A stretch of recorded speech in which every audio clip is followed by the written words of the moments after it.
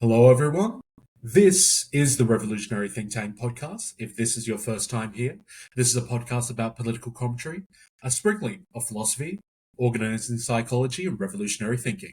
My name is 4AS, and today my co-host is Kareem the Dream, our resident AI explorer. How are you going today, mate? Good, good. It's been a while since we've done one of these. I'm looking Yes, it has forward been a to while having since a. we've done a zero point 0.5 series, but I think, I think the theme that we've had is that we've had good case studies to kind of, sink our teeth into. And I think today's one is another interesting one, which is uh, meritocracies as they're analyzed through the anime classroom of the elite. Mm, So, and to I think we've gotten a really good theme on lately, where we've kind of started the episodes by going into a definition of what we're kind of talking about. So, yeah. Kareem, should I start with the definition of what a meritocracy is? Uh, Let me have a crack at it before you swoop Okay, in okay, and behind me. then So yeah. My what do you think understanding is of. a meritocracy is then? Sorry. What do you think a meritocracy is then? To me, a meritocracy is meant to mean that like um the best person for the job gets hired.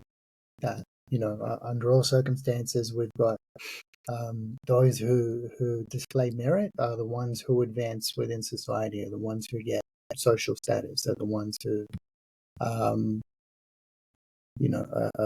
acquire power within the society. So the amount Yeah, of power or agency that you have is directly connected to um, how much merit you display. Or in my mind, again, the org side thing coming up is capability. Um, So, I sort of equate merit to capability. Like, what can you actually do as what matters? Does that align with what you're thinking? Or yeah, no, that's pretty much there with what the summary I got as to what it talked about with mm, meritocracies. So what it specifically says is a meritocracy is a system in which individuals are rewarded and advanced based on their abilities, talents, and achievements, which is basically what you said, yeah, rather than their social class, wealth, or personal connections. The mm, idea is that the most capable people should rise to the top, and success is earned through merit, hard work, intelligence, and performance. In mm, theory, meritocracy promotes fairness and equal opportunity, but in practice, it often reveals deep flaws, especially when people don't start from the same place, so they come from unequal backgrounds. Success is measured narrowly. So the example they use is during academic, just only using academic scores, mm, and the system is manipulated or rigged. mm. Now, taking that into consideration, this Yeah. now goes into our summary Where, of where, where'd you get that definition from? Was that an AI one or? yes, it was. Okay. So it intrinsically acknowledged up front the flaws of meritocracies in practice. Yeah, which I found quite interesting. It was Yeah, like, because this hey, wasn't on my radar at all. Like before I watched Classroom of the Elite, like I was a staunch believer in meritocracies. Like I thought this is the way to go. This is how society should be modeled. It's how it's supposed to work. And watching this series like completely decimated my world. and I'm sure we're going to go into it because like this kind of then goes like it uses the definition of meritocracy and then it kind of goes into how the I guess how the show kind of dissects meritocracy, Mm, at least how it relates to our current system.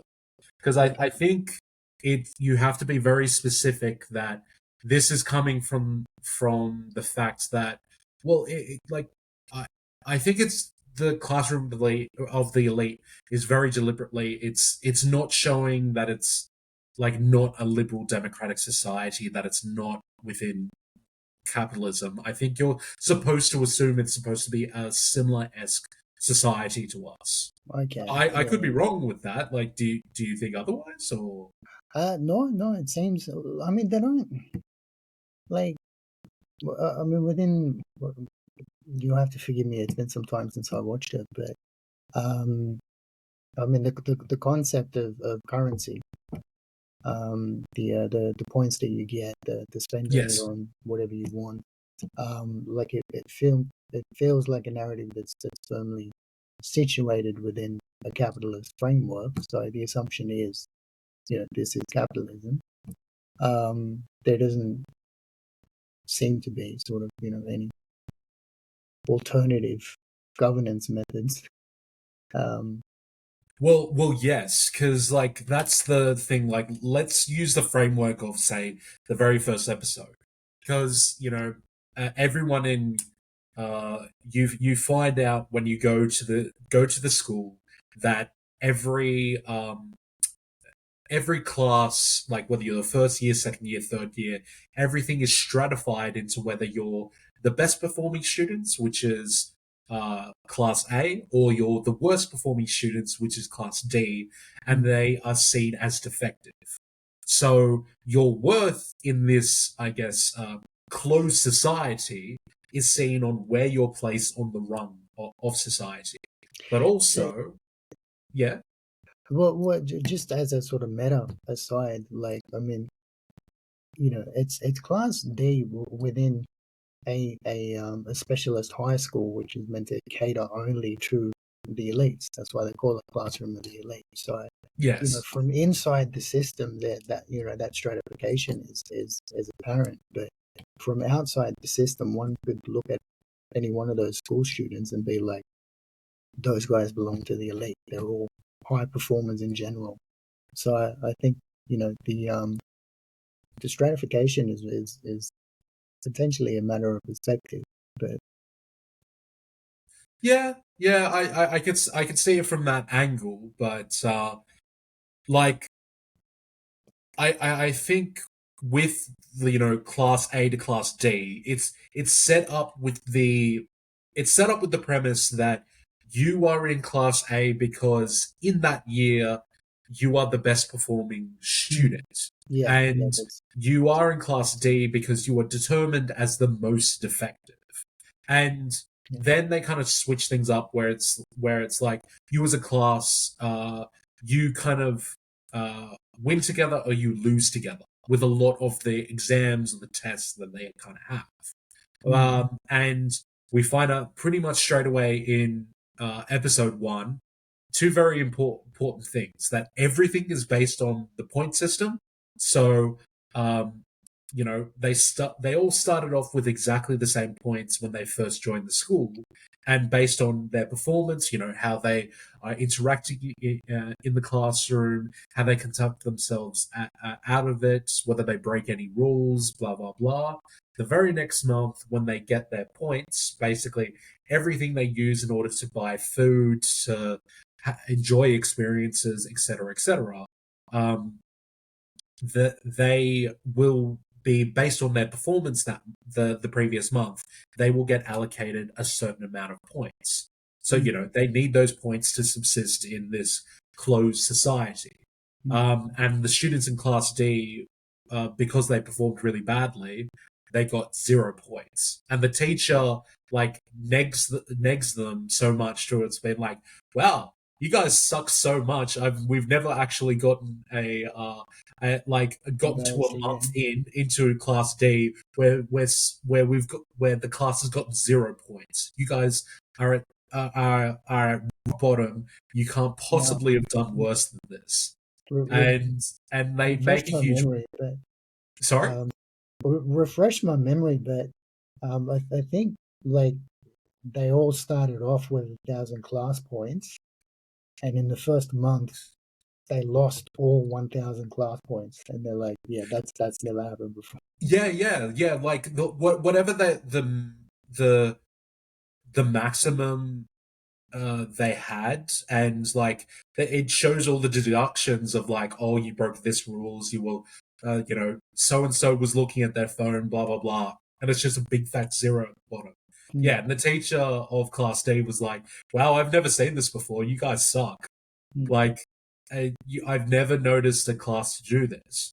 But point two that I kind of want to bring up about this kind of meritocracy system is that, obviously the premise of it is that the you're most effective even class D, but the you're have the most abilities if you're in class A.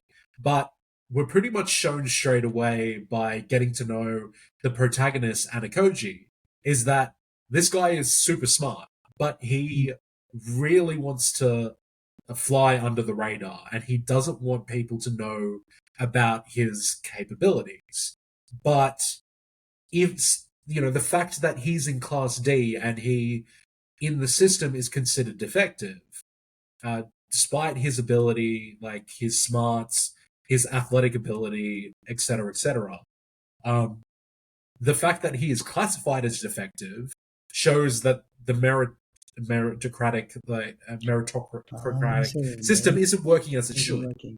Yeah, but that's a failure of the assessment itself, not necessarily a failure of the system. I do take your point on that one, and that being said, like the amount of effort that he puts into not standing out would make it very difficult for any system to actually sort of naturally detect and surface and be like, no, you shouldn't be there. These are your rightful places at the top. Like the system's just not going to do that, especially with someone who's invested in not sticking out. So yeah, true, but like, say the thing is, like, say you have a system, like this could be because, like, I guess at my place of work, I've had to help out the IT guys, and like whenever we brought out new systems and that sort of thing, I've grown used to negative testing as a system. So for those in the audience that don't know what I mean by negative testing, is you have a system and the IT team or whoever's running the simulations of said system or structure or whatnot, they're like, okay, here's the scenarios of what it should do. Please go out of your way in order to break it. And is there a possible, A, B, C, D scenario where it should be acting like this, but you're able to make the system do Y when it shouldn't?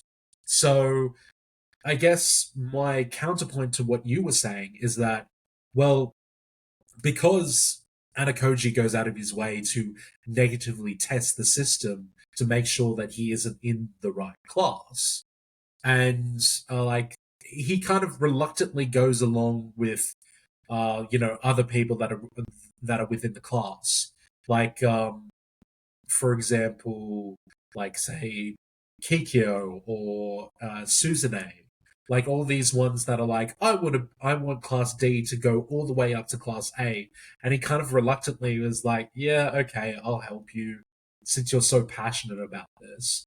I kind of feel like it negatively tests that meritocratic system. Like, don't get me wrong, it's not the only thing that shines a light as to why meritocracies are maybe not the best system. But the fact that he's almost consistently negatively testing the system shows the first few cracks, if you will. Yeah. Well, I mean, we don't really find out like why until much later on in the series, like why he's so invested in not sticking out. But I think that in terms of like the way the series is framed, I took like the point, like take the point system for example. Yeah. You've got individual points and you've got class points, and pretty much every behavior that you do either positively or negatively impacts on that balance of class and individual points.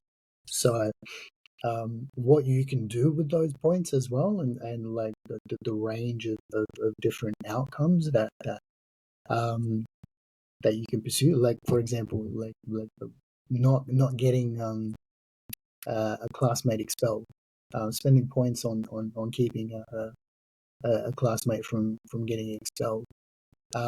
I'm very There's, glad you there's brought that up because that happens that basically yeah, happens in episode 1.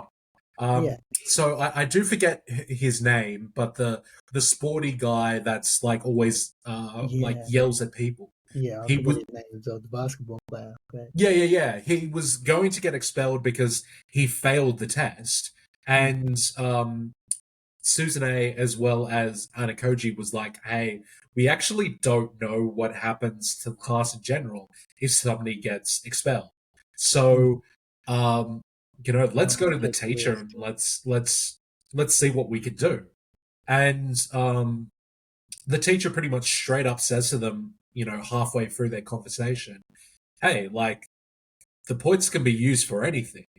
Mm. and It's and it's she it's it's and then we're hinted like, at, oh, like, I was like, okay, well, this guy was one off passing the exam. Can we buy a point score off you? And she's like, yeah, certainly, for the right price. mm, And they're able to scrounge up the necessary points, and he ends up not failing the test and getting expelled and not getting expelled mm, because they use the points to their advantage.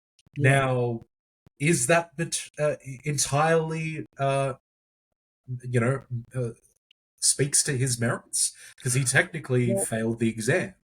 the Like you're the already manipulating the system.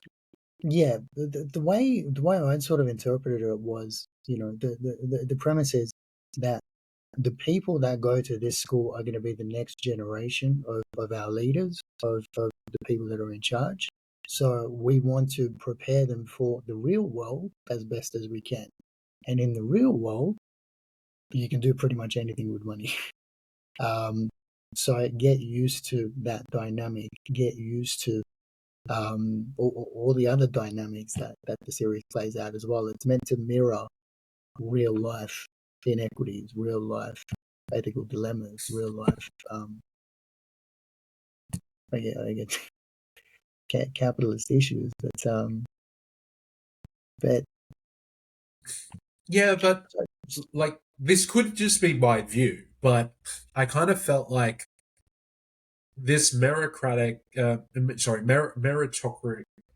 meritocracy like system, um, it kind of poured petrol on the flames of viewing things via a scarcity lens, but mm, also really pours petrol on the necessity to manipulate others, and yeah, um, and like anything that's outside of those two things is almost ridiculed. Like for example, another character I'll mention is Hirata, who we get to know is was it yeah Kai. Kai ends up being like for about the first couple of seasons is the boyfriend of Kai who kind of helps out Anakoji as the seasons go on, oh yeah, and yeah, Hirata is basically treated as a total joke.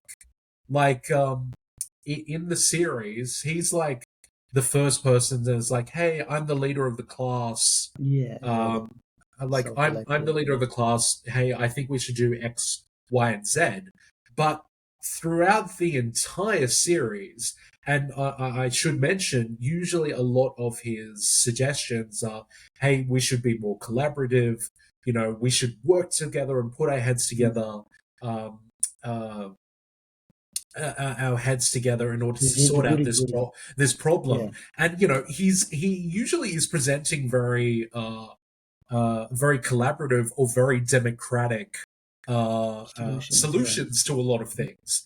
And what ends up happening is like Suzune or Ainakoji or somebody else who's the brains of Class D ends up one either digging him out of whatever situation has happened, or two just being like, forget Harada, let's go with my plan. And he's almost he almost ends up being infantilized throughout the entire series. yeah. Not throughout the whole series, but I guess, yeah, my impression of him as a character was that, um, honestly, I related to him a lot. like, for You know me, what? That's probably a good thing.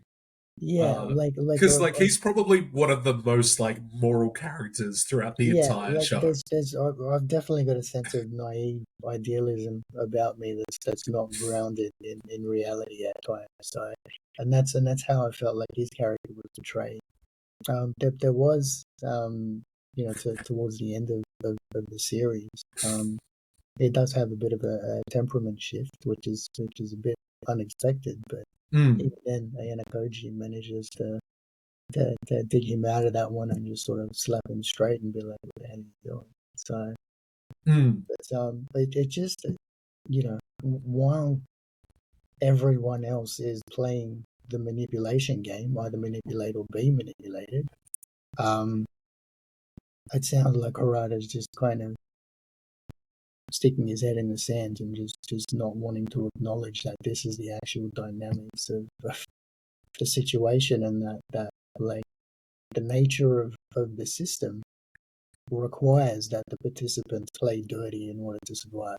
So I don't. I think he doesn't see those kind of actions as being necessary. He still feels like that more diplomatic solutions still have a chance of succeeding. So where we don't have to rely on one person, or where we can avoid manipulation, or where we can promote a collaborative atmosphere, helping each other out. That those solutions are always going to be preferable to the one where, say, one person carries the load for the whole class, or like strategic thinking on that level. So Well, yeah, but but there was a reason why I used the word infantilized because, like, let's take something like the paper shuffle, where pretty much the whole point of the test was, hey, we're halfway through the school year. Um, you have to allocate all of your you have to allocate a certain number of positive points to people and a certain number of negative points towards people. So you have to determine who is the most worthy within your class and who is, basically the shittest in your class. mm, And you know, the person who's the most worthy gets a reward.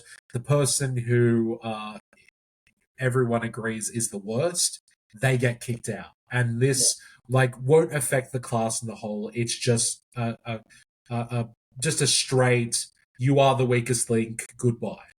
So Mm. like they're told pretty With much not straight even a out. chance to spend points to salvage. So like that's made explicit. Yeah, yeah. What And he has to do. Like you cannot buy anyone out of this. There is guaranteed one person who is going to get this. oh, actually that's not entirely true. Because I Okay. think if I remember Class B do something wacky, but like the stakes are like extra high. Uh, I think the teacher in Class D even says to Suzune um, and Inakoji, "Hey, you're not going to be able to pull the same trick. You'll Mm. have to figure out a different way in Class order two, to what I do was this." remembering. Yeah. Which I think Class B does, but that's I guess a side point. Mm. What like what I want to focus on is Harada's reaction to the paper shuffle Yeah. because Yeah. Yeah. Very he does fascinating. exactly what you're saying. He's like, no, wait, we must think outside the problem. Like they're telling us you have to do X or you have to do Y. Surely there's an A or a plan B. There's something else we can do. Like Mm. I don't think anyone should um, have to be expelled. Mm. I don't believe in it.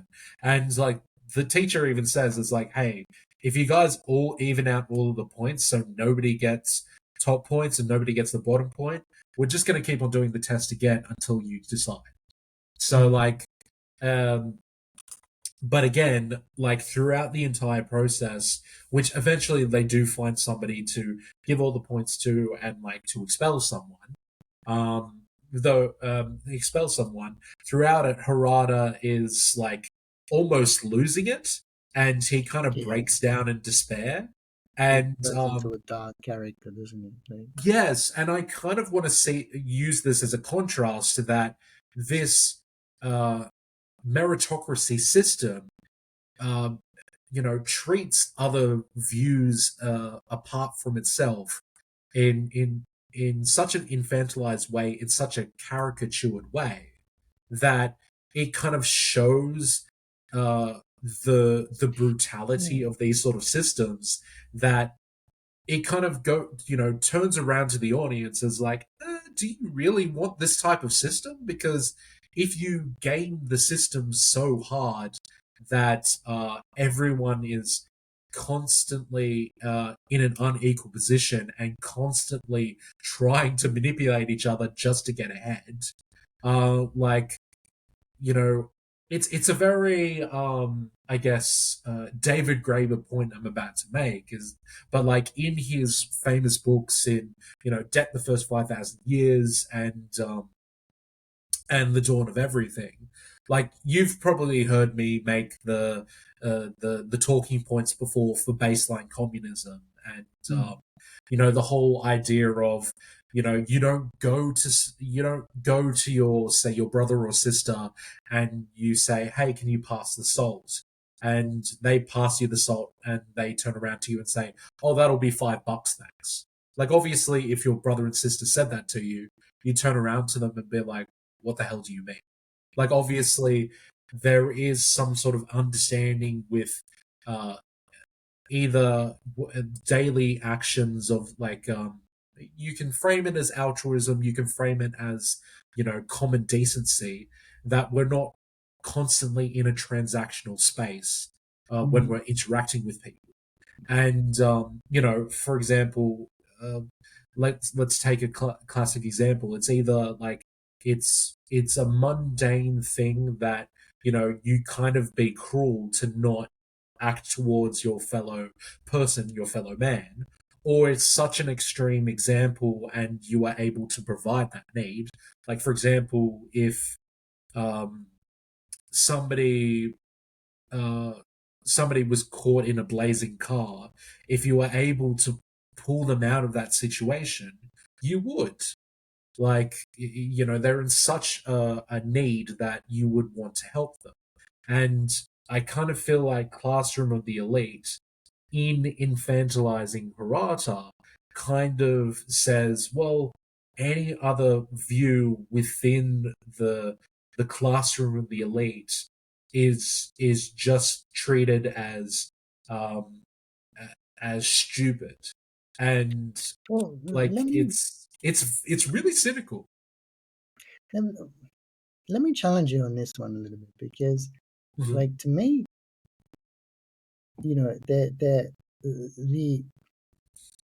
the the implication of the meritocracy is that the focus is on the individual. Yeah.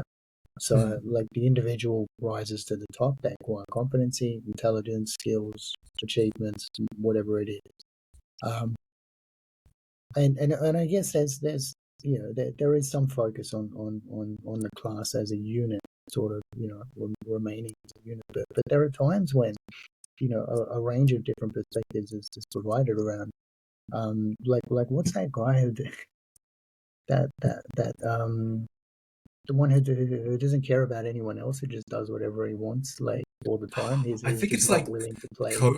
it's like Koju, Yeah, or yeah, it's the guy. Kalenji. It's the Yeah, guy yeah, that's always drinking yeah. He's cocktails, always or like. laughing, and yeah, yeah. So, like, this guy's obviously an individualist. He does not care about the class at all. Like, he's every single time he is asked to cooperate, he declines.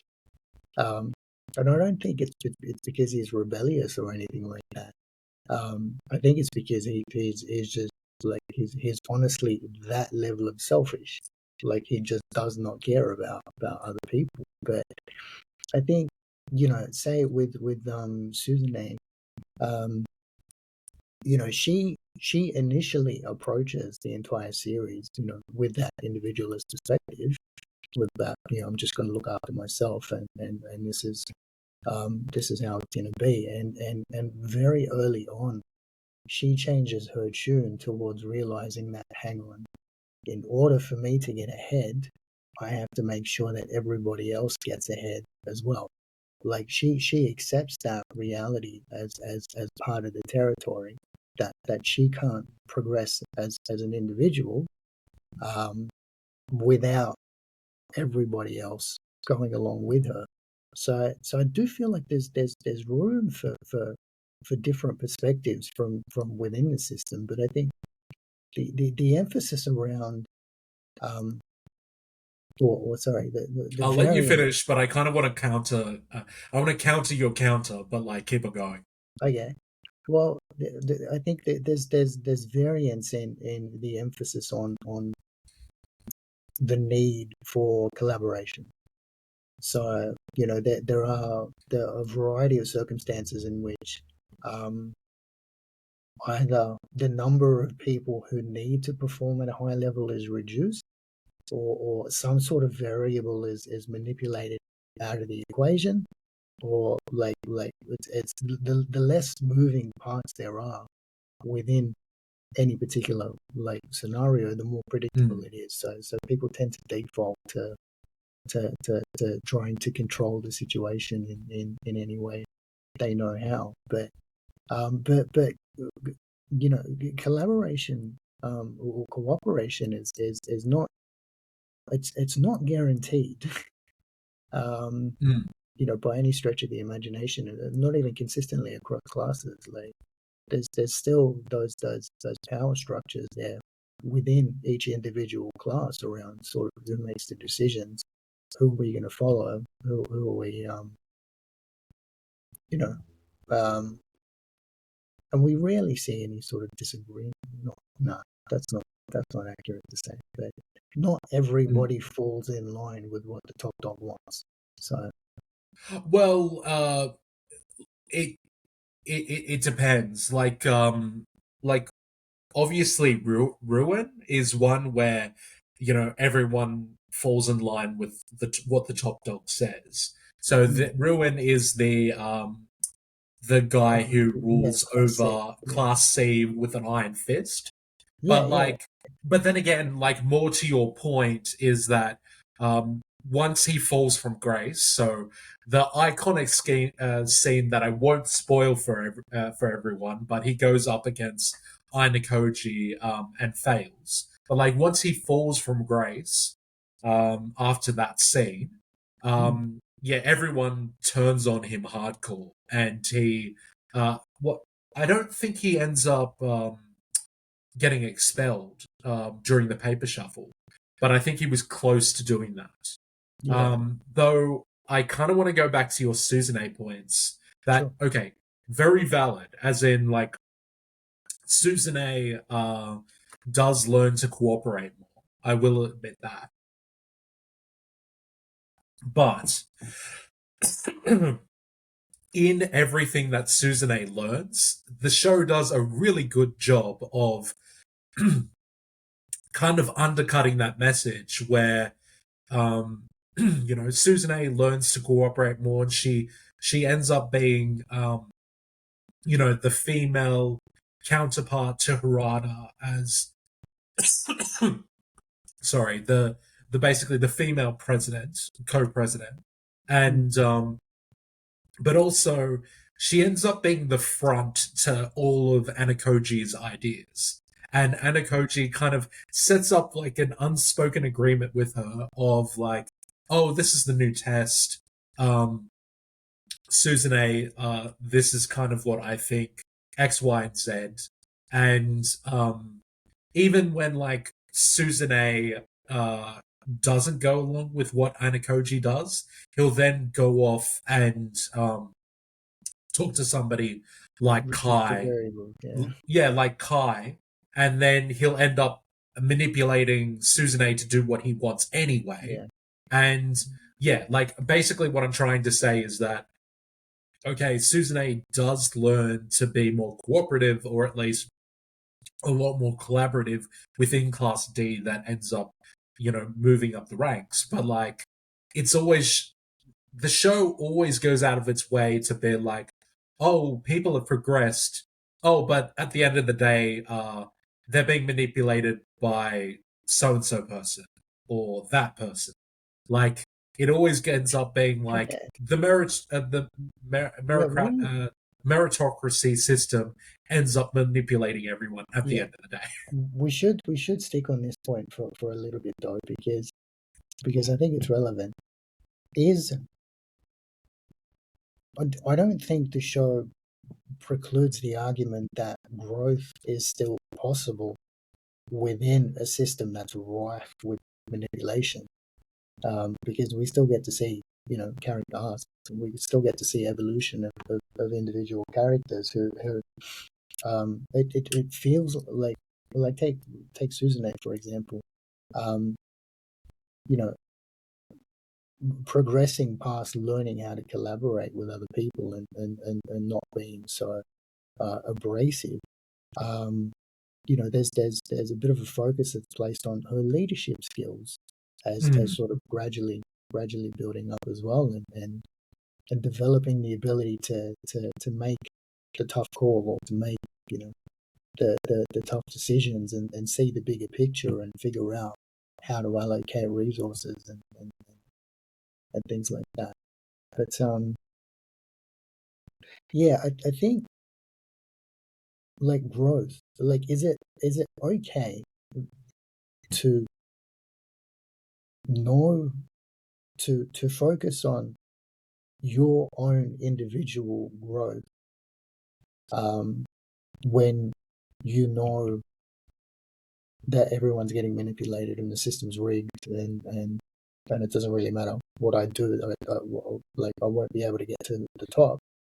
Um, is it still okay to take solace in whatever individual growth you've demonstrated, or individual power or currency you've acquired? Like, Well, I think the show kind of presents things in a very extreme way. mm, Um, like almost to the point of being a caricature, or um, yeah, kind of making fun of how people are in this system. Like I think it's deliberately taking things to the extreme. Like I think those kind of breaks in the the machinations of the series, like say Susan A's growth, hey, even Kai's growth, because originally we noticed Kai, that that this is another aspect of the series that kind of breaks down meritocracies, or these kind of boiling pot cauldrons, if you will, is mm, that it puts a lot of like mental health issues and mental toll on the people that are within it. Like mm, we're kind of exposed to the fact that in middle school, leading into this, that Kai was bullied, and because people are very hyper aware of who should be there and who isn't, she kind of falls into being bullied by a bunch of other girls, and and it's actually Aina Koji that that has to bail her out, mm, and she ends up she ends up overcoming her fears of being bullied, and ends up working quite closely with Anakoji. But then again, the show does a very good job of undercutting that again, where you hear that monologue of Anakoji in his mind being like, oh great, I've helped her out with all of this stuff, she's gonna do, I've pressed her buttons in exactly the right way that I've yeah, learned, to do and exactly she's what going I to do want. exactly what I say when I say it. And it's great. I don't have to completely rely on Susan A. I've also got Kai as another option.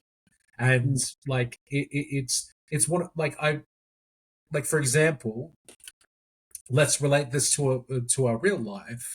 Like um obviously it sucks being in capitalism and having to work in a job, because if you don't work in a job, you won't be able to live in the house that you're uh you're living. You won't be able to buy the groceries at the grocery store. And it would be uh, great if there was another system that allowed you not to have that. But just because it's not great that you live in that system, it doesn't necessarily mean that it's a bad thing that you improve your skills and you got a promotion at work. Mm. Um, you were uh, you decided to learn a new language, and you've with a whole bunch of practice in your spare time, you've gotten better at doing that language. Like I think whilst the show does a very good job at undercutting the growth of its characters within certain forms. Yeah, I think you're right that it shouldn't invalidate that. Yeah, like I think you know, as I'm reflecting on real life, I'm wondering if I can apply this template to the show. But um, to me, it feels like the amount of agency that you have within the system will dictate how comfortable you are with the system. So, and I think Ryuan actually says it best. He says, like, people will only, but I can't finish the quote, people will only accept a tyrant's rule. I'm paraphrasing here. When it's convenient for them, or if I'm putting my template on it, when they retain their sense of agency within that system. So this is how Ryuan was able to get away with being an absolute dick to Yeah, people and no, it's true. manipulating everyone. So, but I think it just feels like more broadly true. Like in general, within the capitalist system, the less money you have, the less agency you have. Mm, Like when you have a think about the way that you want to live your life, um, theoretically, the people with the most agency are the ones with the most money because they're the ones that could do whatever they want, independent of whatever skills, capabilities, intelligence, they have. So at the opposite end of the spectrum, you don't get a whole lot of choice about where you live or what you have to eat or where you can work or like what you do for a living, or those kind of things. So it's you know the let me okay let me paint a different picture for you. hmm Let's fast forward 50 years, and just assume that economics that we've transitioned into post-scarcity economics. Yeah. Okay. So infinite value, like the entire world is rich, basically. And in fact, we've got so much money we can now afford UBI. Yeah. So Okay. so we're guaranteeing everyone's basic needs are met. Um, in that system, if if inequality still exists, if you've still got like ultra wealthy billionaires that just hoard wealth, um, with no no no justifiable reason why they're doing it. But they're not getting in anybody else's way. They're not stopping anybody else from living their lives. Do you think that system would be tolerable to people? Do you think that people in the lower socioeconomic status would still complain about inequality? Would still, if they've got their basic needs met, yeah, if they've got agency, if they've got a say, what they want to do with their own lives and the ability to carry it out, does it still matter if the top 1% are hoarding like 43% of the wealth or whatever it is? Well, see, I'll use history here, but the answer to your question is, I know this is going to sound unhelpful, but both yes and no. Yeah. So, so in history, post World War II, with I guess the New Deal and you know uh, uh, Roosevelt and all of that, is that great period for America and the rest of the world, where the Bretton Woods system, suddenly people with all of the government works that were happening, uh, people in general became incredibly affluent, and there was a lot of redistribution of wealth from the robber barons that happened before and everything that happened with Mm. with the Great Depression and all of that. And suddenly, like, sure, it would have been a scenario in that kind of post World War II in America and the rest of the world when we were successful in liberal democratic societies in redistributing wealth, that your average Joe would have turned around and been like, okay, so uh, I'm grabbing figures out from the air, but it would have been something similar. But okay, you have rich person A who, yeah, is making a lot of money. They're being taxed like 80% of their wealth and all of that. Like, they're redistributing back to society. Um, you know, do I care that they have so much more than me? Well, I've got a good life, I've got a good home, I've got a good X, Y, and Z. I probably don't care about that. However, this is where the no comes in. Uh, didn't stay that way, you know. Mm.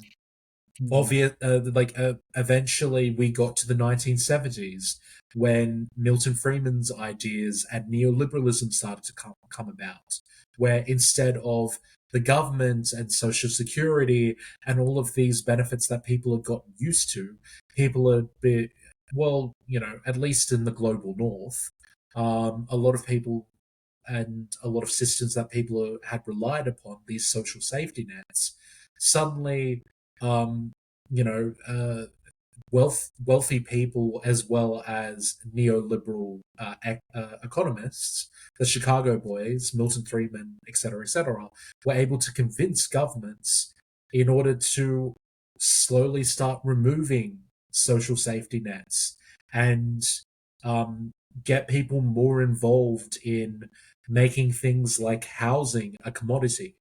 And suddenly, in order for people to subsist in society, they had to make economies more rentier. As in, hey, I need a nest egg of a home so I can get rent off that in order to finance my lifestyles, rather than the government's, paying me an adequate pension or paying me adequate New Start, etc., etc.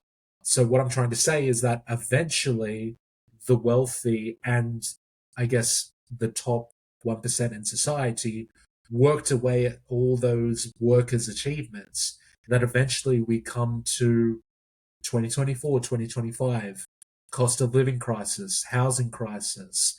Like, these crises didn't just pop out of thin air. Mm. They were slowly cooking since the 1970s. Yeah, And I think you are correct in your analysis that we might get to a post-scarcity world, uh, uh, a UBI world where, maybe we will never want um, for economic reasons ever again. Uh, like, it mightn't be unequal in that scenario, but for all we know, in that new society, with chips in our brains or something like that, mm. there might be a new inequality that happens that is Yeah. important for that time. Like, I think what I guess what I'm trying to drive at is that, yes, you might be able to exist for a short period of time, that things are great for people, but that inequality gap will eventually start happening again, because, if you've got a system that's based on profit, eventually the capitalists will want to cut those costs. See, the way I interpret it is, um, there, there seems to be some conflation between wealth and merit. Yeah. So the idea that um, wealth is a proxy for merit within a meritocracy. Um, within the capitalist framework, it's you'd be hard pressed to find any wealthy people who don't think they deserve the wealth. Um, that could be a broad sweeping generalization, but it's just unlikely that you're that people who don't think they deserve the wealth will actually hold on to the wealth. Like those people are probably more likely to give it away to charity or something like that if they don't feel like they've earned it or something like that. But how I look at I wasn't actually aware that some social safety nets got rolled back in the US. I honestly believe they never had them to begin with. Um, I had no idea that it's sort of been chipped away at. But when I look at like what's happened in that paradigm, the way you described it with the Chicago boys and the also governments and sort of thing, as being, if I empathize with, if I put my rich person hat on, what's Okay. going through my mind during that period is, hey, I made a whole bunch of money off my sweat, blood, and tears, and now I'm paying too much tax. They're taking the money that I've earned from me, so I want to pay less tax. How do I pay less tax? I listened to these guys who were saying, no, we shouldn't even be paying that much tax to begin with. Like, this is what should be happening. The market will sort itself all out. People have to sort of look out for themselves, which gave them permission to start, easing the reins a bit and letting the market do what it wants. So, what's your take on it?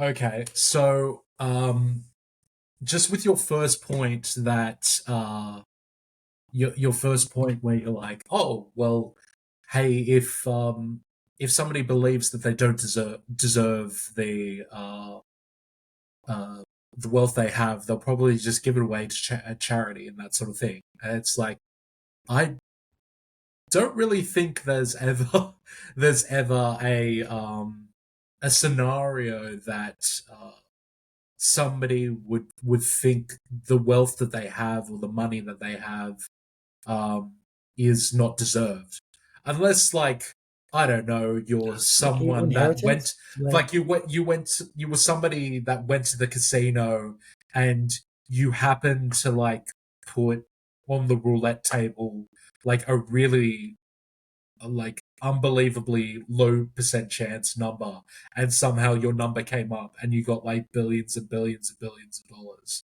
because of that. And then you'd be like, oh yeah, probably don't deserve all of this. I might give like half to my family and keep the other half, and there are maybe people who do half that, of though. the sorry, and then maybe half of the proportion that I got from that I might put to charity because I just got super lucky. Yeah, um but I think maybe the hole that I would poke in your idea of like, oh, hey, I worked for all of this wealth, I should be able to keep that. I kind of feel like a lot of the wealthy people in our society, um, I think that's a nice little story that they tell themselves and other people. Like, let's shine a light on some of the tech generational bros wealth. that we exist in our society. They like the little stories of, oh hey, I worked in my mother and dad's back in my workshop in the back of my mother and dad's garage, working away at to create the technology that know now. And hey, look at this fancy LLM that I've made, and all the technology that I've made with PayPal and all of that business. But really, when you probably look at the detail, you'll realize that mummy and daddy gave them their first loan, that gave them the capital and gave them the ability to do everything that they wanted uh, in the first place to get them off the ground. So they already were coming from an unequal perspective. So it's not like they were fulfilling the American dream and actually working their way up to the top. It was more or less who they knew rather than what they knew. So I think that that sort of meritocracy uh, mythos that they kind of base themselves on is exactly that, a mythos. I've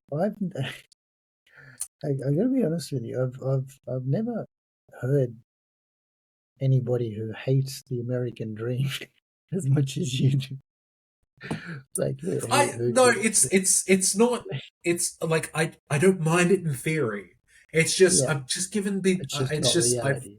Like, I've like I've just seen so many examples of and the amount of suffering that's happened because of this one term that it drives me up the wall. hmm. Like it's just so many. So you're saying people are actually suffering because of a belief in the American dream? I would believe that because like I just believe that people keep on again and again and again uh believing in this this idea that yeah, if I pay this job that where the minimum wage hasn't risen for like decades, I'll somehow become a multimillionaire, a billionaire, exactly like Elon Musk and all of that. And it's just like it just doesn't Yeah, seem like it's in touch with reality for me. yeah. I guess you know, and here's where it starts to get tricky because um, if I were to do a quantitative analysis on it, I'm speculating here, but if I were to look at the numbers, strictly the numbers, how many people achieved the American dream in each year, um, I, I I imagine I might see a gradual decline in the number of I don't know, maybe first home buyers as a proxy, or I don't know, I could probably find some other metric which might be another proxy.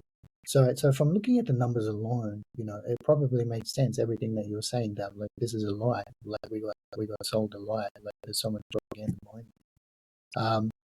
But the problem is that the success stories outweigh the numbers.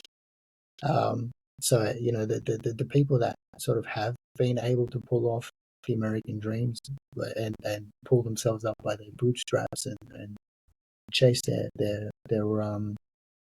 and manifest their willpower, or exert control over the system, are held up as these shining stars, as these examples of, like, you just have to do what I did in order to get what I've got. And those handful of examples outweigh the statistics, because they're stories, they're inspirational. We resonate more with stories than we do statistics. So there's a disproportionate impact of people having achieved the American dream that might add might not be a function of any sort of conscious propaganda, or anything being perpetrated by governments or the elite, or anything like that. It might literally just be a function of the people who made it want to naively insist that other people can make it too. Look, this could be just me vibing on the topic, but like I just like again I'll just make the point that I made earlier when we were talking is that with stuff like baseline baseline communism and other aspects, when people go into a project, or hey, people even that are working in an organization, is that there is much about you uh working with other people. So you collaborating with people as much as your individual contribution to the organization. Because if you have a system, especially within a business where you're 100%, you know, competitive or individualistic, like that's simply not going to work within an organization, because you're going to have projects, you're going to have big ideas that you're working towards. If you're Right. if you value the competitive aspects of things over the collaboration, it's just simply not going to work. It's Put just a pin in that I'm one. We'll come back shown to it. time and time again. Like, look, the reason why I kind of push down the American dream so much is that this is what I would sum it up in in a sentence. Is that, well, in a couple of sentences, is that time and time again, I always see in social situations that competition or individualism is always shown more than collaboration and cooperation. When I think within these type of frameworks, one's just as important as the other. It's just I agree. Yeah. we choose to frame one over the other. Yeah. It's you know what? You're probably right about that. You know, most people tend to emphasize one over the other. There aren't sort of many people that actively um, actively advocate for both, like competition and collaboration. But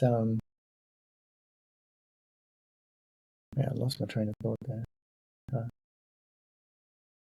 No, it's fine. I think we've I think we've very much gone on a massive tangent away from the main Well, topic. yeah. But like, no, but it is Yeah, related. actually, sorry, I just picked up my thought train again. Yeah. Agency. I remember I was talking about agency before and the degree to which we're willing to tolerate, you know, a tyrant or the system depends on Hmm. how much agency we have. Um, you know, can I do what I want with my own life?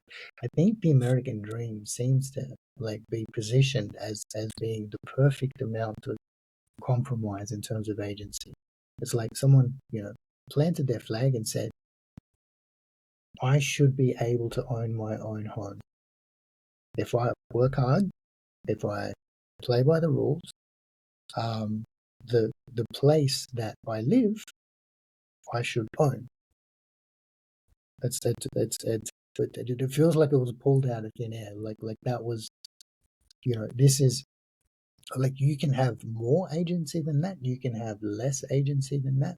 Hmm. But we need to believe as a society that anybody who who works hard and plays by the rules, that this is the minimum that they can expect. This is a valid aspiration to have. This, you know, in terms of the degree of agency you're aspiring to. You want to own your own house. But there doesn't seem to be anything wrong with that in principle. It's, I guess, like you said, just detached from reality. No, it's like, if like truly, if society worked like that in theory, I'd be completely fine with that. It's just I think where my problem lies, and the reason why I kind of shit on it so much, is that it's a convenient lie, because those that choose not to engage themselves politically, or to get involved with how the system works, and also how to manipulate the system, they can go on their merry way, and they can have their plot of land and go off and live a simple life if they want. Like, Mm. but it's very obvious to those that are willing to see that, like, okay, like, I'm all for personal property. I'm all for people owning their own home and like being able to be owner occupiers. owning your own house, go go own your own house and have 2.5 kids and live in the suburbs. Like, I'm all for that. Like, if you're not hurting anyone, go ahead and do it. But it's very obvious, especially in, just to grab an example in the housing crisis that we exist now, that there's a lot of people that have gotten wealth from their forebears before them, and they own so many properties, and you got to ask the question that, as things have slowly been rolled back in our society, in our governments, like, is that inequality catching up to us, and is that convenient lie suddenly becoming a detriment to the majority of society? I feel like it's a valid question, and it's the Well, reason why I feel like, on a whole, society, it's that sort of pulling yourself up by your bootstraps when it's almost impossible because you never got in on the game back in the 70s when it was happening, where it's almost impossible for you to get into the game now, and now yeah. you're completely locked out of the game. How is So that fair to anyone? is it? See, my take on it is it's not that I disagree with you. It's that I don't think it's as nefarious as you make it out to be. I think it's more of I don't think there's sort of an emphasis on it being propaganda that we need to spread, that elites are fully aware is not true. Like, I imagine that they probably believe that it is true. Like they genuinely believe that if the person works hard, they should be able to buy their own property, regardless of how detached from reality they are. Um, but is it fair to say that as inequality has gone up over time, and social safety net's been rolled back, the way that you described, that theoretically the American dream was attainable at one point in the past, and then perhaps slowly, decreased in its um, what's the word I'm looking for?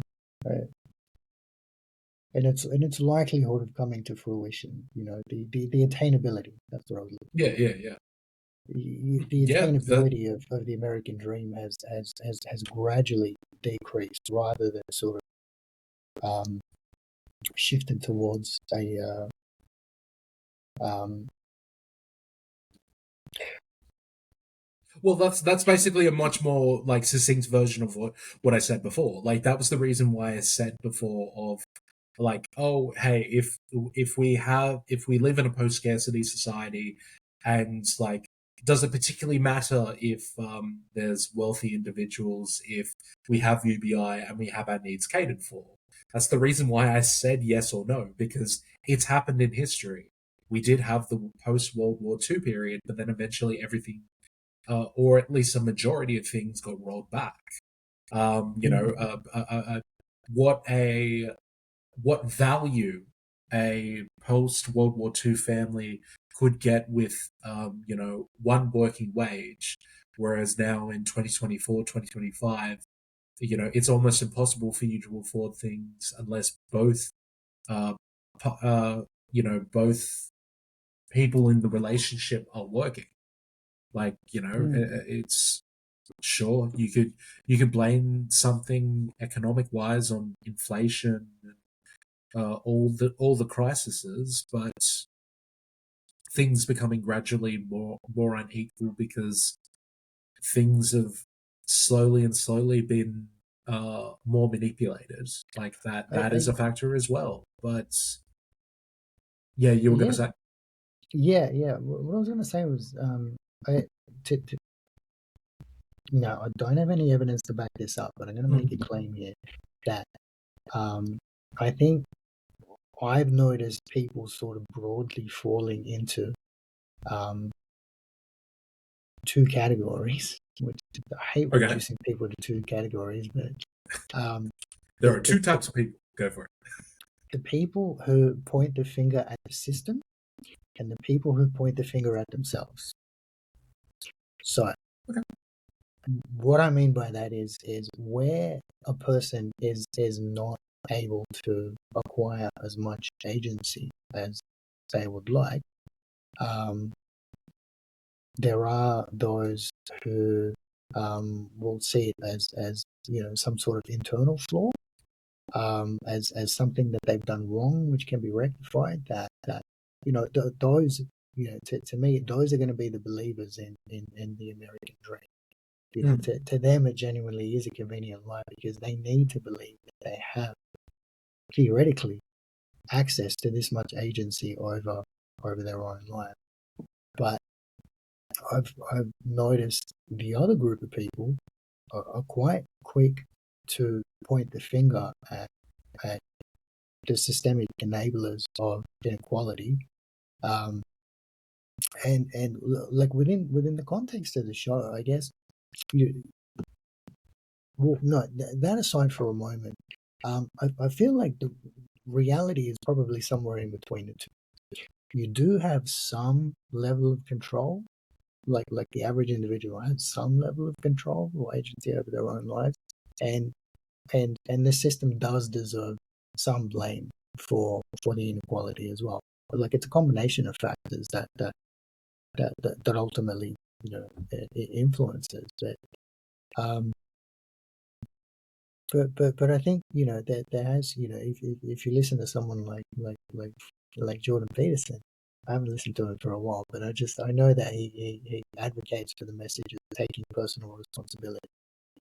Um, the idea behind that being, start blaming other people for what's wrong with your life. Like take control of your life. Like own up to it. You know, the way I look at it is, at the very minimum, before you point the finger at the system, I'm not pretending that systemic injustice and inequality doesn't exist, but you should at least be able to look in the mirror and say, I'm doing everything that I can to be able to change the situation. Like if you can't honestly say that to yourself in the mirror, then how you know how fair is it to point the finger at the system? Like, Yeah, but it depends on what we're talking about. You know, what were is within our individual locus of control, and mm, what is a systemic issue. Like, mm, uh, if we're talking about, I don't know, uh, I've decided to go to the gym more in order to lose some weight because I feel like I would develop a much more healthy lifestyle. Sure, that's definitely within my locus of control because well, unless I've got a certain condition where maybe that would be helpful. But I'm just riffing on that. Like I think yeah, sure. That's probably something that broadly for a lot of people, uh, that is within their locus of control in order to help themselves. But something like I was saying before, um, I don't know, you're a millennial, you're in Gen Z, and I guess the current kids right now, was a Gen Alpha. Um, unless uh, unless you have a parent that has a decent amount of wealth, or is able to kind of help you out financially in order to buy your first home, unless you kind of have those levers with you, or because I think I was seeing a statistic today that uh, I think it was like maybe about 5 or 6, like maybe 10. or so years ago, the average of first home buyers was 30 years. And now Mm. they're predicting from like 2025 onwards, it could be closer to like 30 40. first home year buyers being like 40, Yeah. like late 30s, 40. And that's like wild. But Mm. provided that those statistics are correct, um, we're talking for the next generations because we're talking about something that should be a human right. You know, you just having your own home. You know, if the American dream actually existed and you could actually buy your own home with a white picket fence, um, it's something that's going to be unattainable for future generations unless they get a helping hand from their parents. And Yeah. like, should we blame the individual for that? I think more to your point is that it's a bit of both. Like, sure, there are certain things that are within your locus of control, but I don't think, um, you know, the fact that you don't have millions and millions of dollars to buy a home, I don't really think that's on you. Mm. Yeah. Like, No, I I guess if you're willing to pay the high interest rates in order to get a home loan to pay that off for the next, I don't know, I'm being exaggerating, for the next 30 years, sure. But I feel like that might be unattainable for the next generations unless we solve that issue. mm. What the show Classroom of the Elite, really taught me about meritocracies is that um, within the system itself, like there will be um, people who don't even know that they're being manipulated.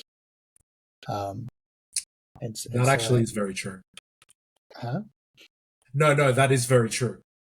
So, and I just drew the parallel, between that and real life around, how many, um,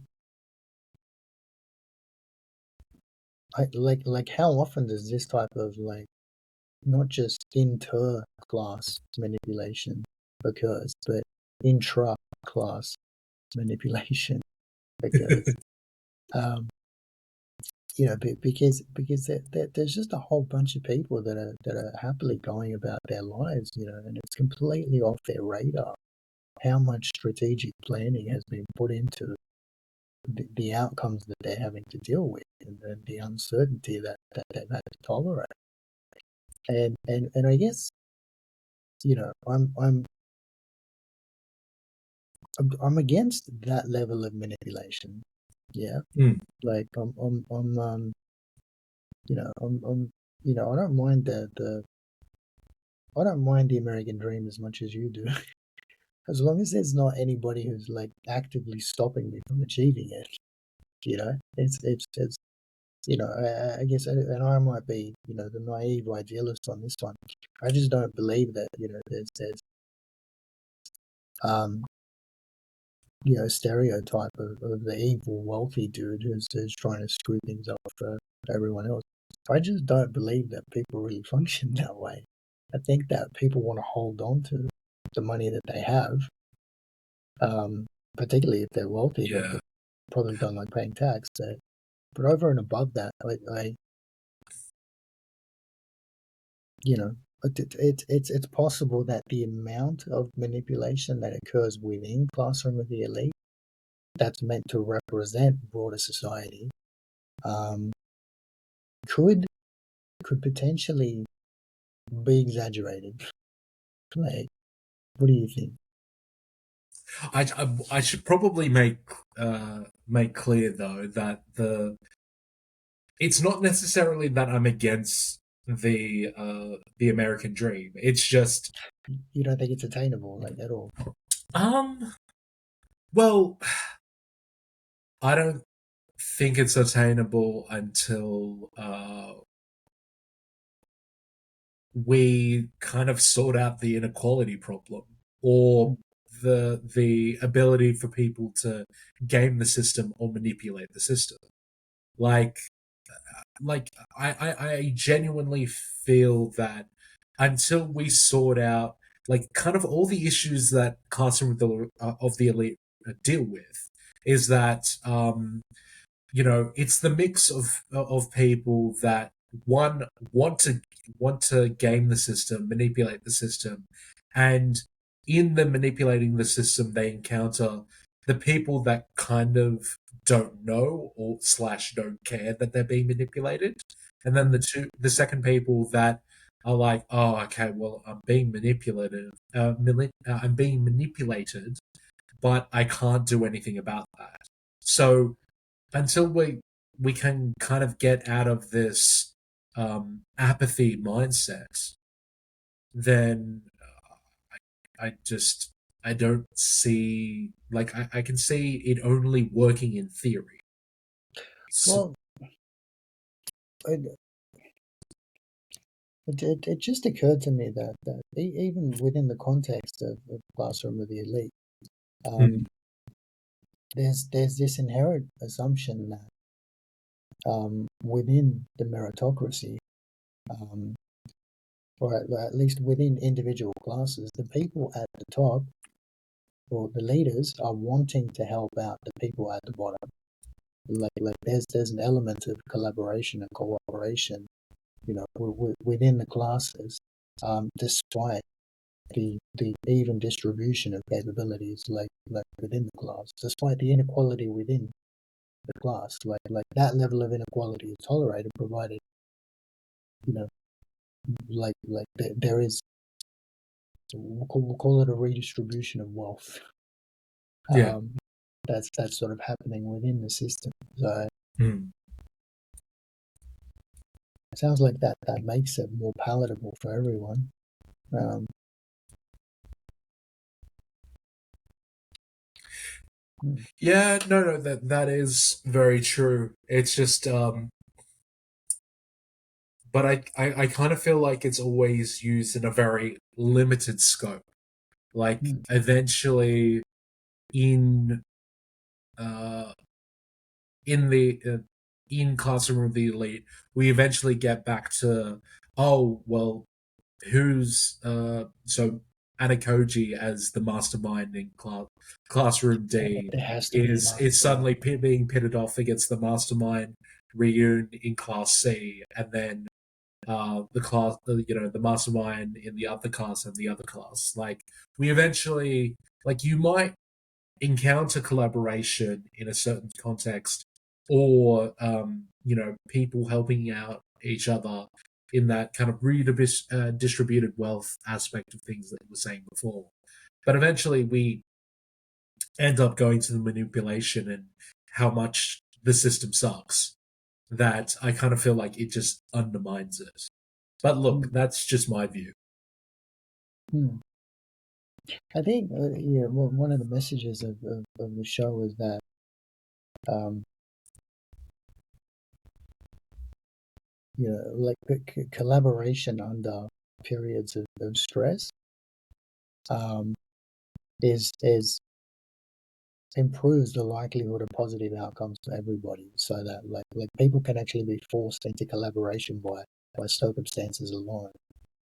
You know, um, I think that's a positive message to take out of it. But Sorry, can you repeat that again? that people can be forced into collaboration by circumstance alone, not necessarily manipulation. That a group of people can find themselves in a situation where they intuitively realize, hey, we need to help each other out if any of us are going to make it out of here, or if any of us are going to make it over this hurdle. Probably one of the earliest messages of the show that Susan A. really embodies. Um, but but yeah, is there, how much emphasis do you think is put on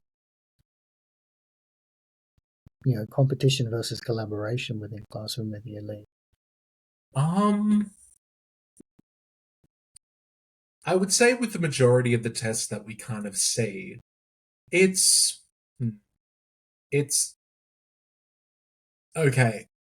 This is probably would be my generous take of it, is that I feel like the tests within themselves, they try to be collaborative unless they're outrightly like competitive or manipulative. Like, oh, you have Class A that's against Class D, or that sort of thing. Like, it has the competitive aspects to it, or the um, people collaborating in those kind of tests where it's like, oh, hey guys, we need to work out, since we're versing off against Class A, what are our number one strengths compared to them.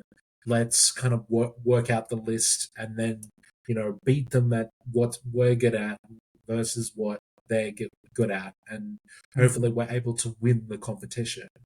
Um, it's just that second competitive slash manipulative aspect to things is where all the drama comes from. So, uh, like, oh, Anakoji is manipulating Susanne or Kai in order to get this done that eventually gets them over the line and they win the test and that sort of thing.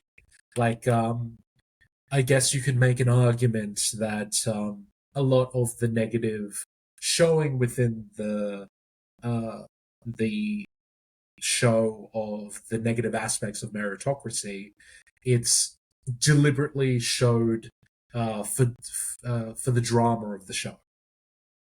Yeah. Okay. Yeah. Yeah. I see what you mean. They've rocked up with a very clear message, Yeah, and and the story is in service of that message. So, but but yeah, I felt like we've had a pretty good conversation today. me too. I've learned We heaps. went we went all over the place today. Yeah, yeah. But no, we went in some interesting directions. That I definitely learned a lot. So Yeah, and also yeah, I have no idea that I shat on the American dream as much as I- tonight when you were like, you make literally, fun of this all the literally every time. conversation we have, like it comes up at some point in every conversation that we have. Wow. Okay. Well, I'm gonna take. I'm While we've gonna been doing the podcast. Like, right. Okay. Well, I'm gonna pay attention to that because I didn't realize I did yeah, that. it's uh, and the but look of irritation that comes across your face, like it's just such a lie. It's okay, I didn't realize I did that, but like you that's actually good get to know. worked up. You actually get worked up over the American dream. Like, I've never seen it happen to anybody else. Like, Okay. Well, I'll work on that in therapy. How about that? Um, and it now brings us to our final segment. What's that Cynthia of art? So I'm sure you've been staring at that for the last hour and a half. What do you think the prompts for that one is, Kareem? I'm stuck on this one. Yeah, obviously. I mean, there's masks involved, like the masking the system. Is Ooh, keep on going. masking the inequality of the system. No. Look, that's a Uh, pretty good attempt. So what I yeah. said was using Aina Koji's mask in order to unmasking the inequalities in meritocracies in society. Okay. All right. Go close for a change. Right. Yeah, yeah, like that was a good attempt, man. Hmm. Okay, Yeah. and again, thank you for joining us on the zero point 0.5 series today, Kareem. Really appreciate you coming on the channel. My pleasure, man. Thanks for having me on. Yeah, but Yeah, I miss yeah. these chats, man. And remember, everyone, to like, share, and subscribe. And remember to keep thinking and keep learning. And thank you for coming on and listening and watching the show tonight. Have a good time, and thank you for tuning in.